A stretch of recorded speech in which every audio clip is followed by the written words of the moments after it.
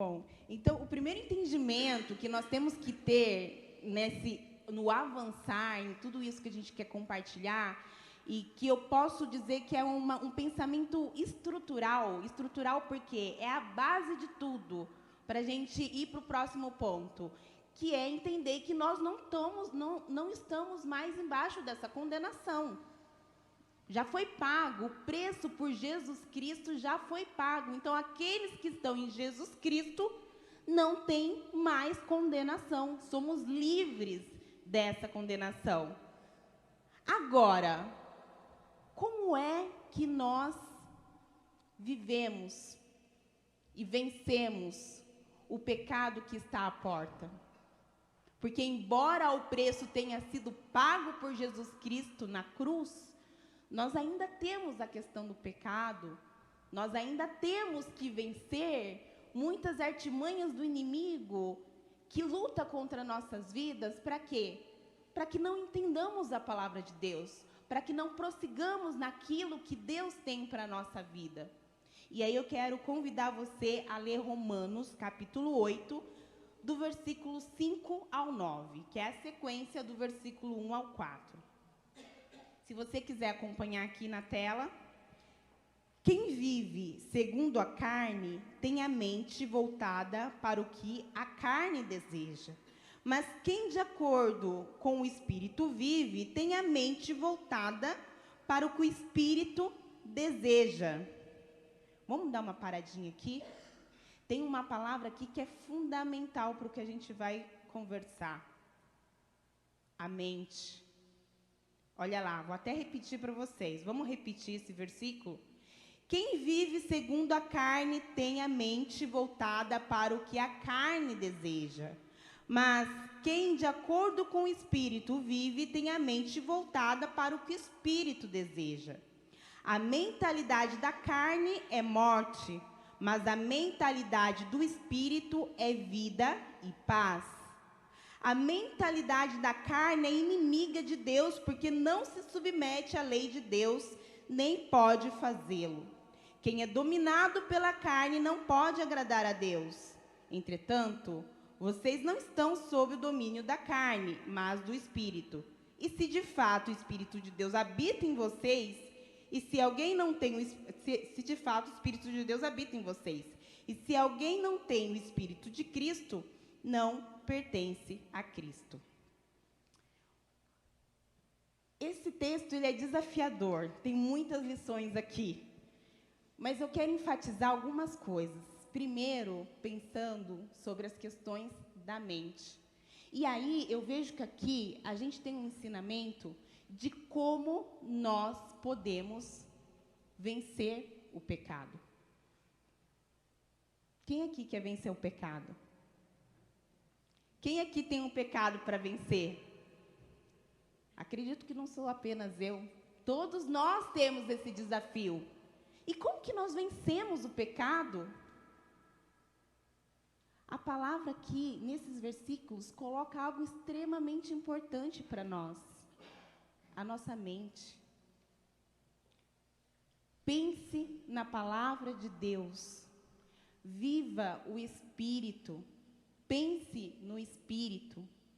Não coloque o foco no pecado. Não coloque a sua mente debaixo daquilo que a tua carne deseja. Traga à sua mente aquilo que é do Espírito. Quanto mais nós trazermos à mente aquilo que é do Espírito, mais força teremos para vencer o pecado. Muitos de nós já ouvimos dizer que tudo começa na cabeça. Tudo começa na mente. Alguém já ouviu falar sobre isso? Né? Temos várias questões na psicologia que falam sobre o nosso comportamento. A mente começa na mente, depois vem os sentimentos e depois vem o comportamento. Quer mudar um comportamento? Mude a forma de pensar. Não é verdade? Estou aqui tentando ver a confirmação se é isso mesmo. Mas isso, a gente pode pensar, poxa, mas é bem verdade, e acredito que deve ter muitos livros falando sobre isso, Gente, a palavra de Deus já está dizendo que é na mente. A nossa luta é travada na mente. Se você pensar nas coisas do Espírito, se encher do Espírito, nós teremos como vencer o pecado, porque tudo começa na mente. Esse texto, ele traz duas questões importantes, e eu vejo aqui que algumas traduções, eles colocam pessoas que se inclinam para a carne e pessoas que se inclinam para o Espírito. E aqui eu vejo que o texto, ele categoriza em duas pessoas, em dois tipos de pessoas. Não tem uma terceira pessoa. Nada é relativo aqui. Hoje se fala muito sobre o que é relativo. Depende do referencial. Não, aqui não. Aqui o texto está dizendo que temos duas categorias.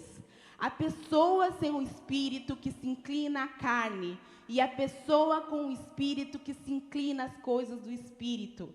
A pessoa que se inclina à carne, a consequência é o pecado e a morte. Duas situações que estão uma do lado da outra. Não tem como falarmos de pecado sem falar em morte.